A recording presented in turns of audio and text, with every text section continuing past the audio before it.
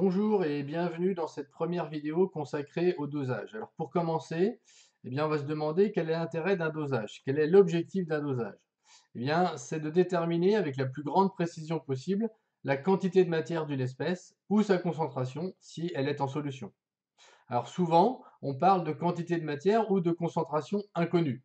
Alors, dans la réalité, c'est rarement une inconnue, hein. On a le plus souvent affaire à une valeur que l'on cherche à vérifier, donc une valeur attendue que l'on cherche à vérifier. C'est le cas par exemple dans les entreprises quand on fait du contrôle de qualité. Alors ce contrôle de qualité, il peut se faire soit durant le processus, c'est-à-dire pendant la fabrication, pour vérifier si tout se passe correctement, ou à la fin de la fabrication, pour savoir si ce qu'on a fabriqué est cohérent avec ce que l'on attendait.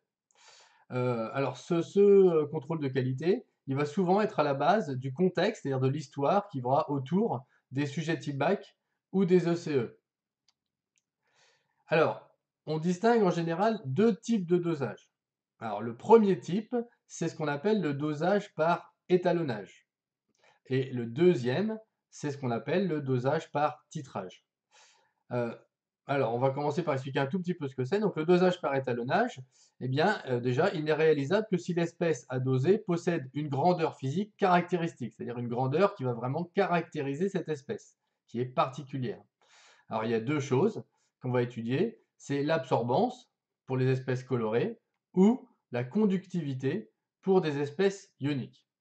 Alors la particularité de ce dosage, pardon, c'est que c'est un dosage non destructif. Pourquoi non destructif? Parce qu'on va juste mesurer la grandeur physique sans modifier l'échantillon que l'on aura prélevé de l'espèce. Donc on ne modifie rien. Euh, Si on veut en savoir plus, on ira voir la vidéo qui s'appellera dosage par étalonnage. Deuxième type de dosage, donc le dosage par titrage. Alors cette fois, on va faire réagir l'espèce dont on veut déterminer la concentration avec une autre espèce dont la concentration est connue avec précision. Donc ce dosage, il est basé sur une transformation chimique.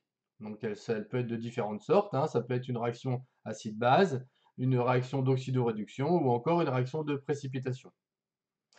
Dans l'avenir, vous pourrez aussi voir d'autres types de réactions. Alors là, par contre, ça va être une méthode destructive, hein, puisque la transformation chimique va modifier le milieu réactionnel. Et donc, par conséquent, puisqu'on fait réagir l'espèce, cette espèce va disparaître. Donc forcément, il y a modification, destruction du milieu réactionnel. Toujours pareil, si vous voulez en savoir plus, allez voir la vidéo qui s'appelle dosage par titrage.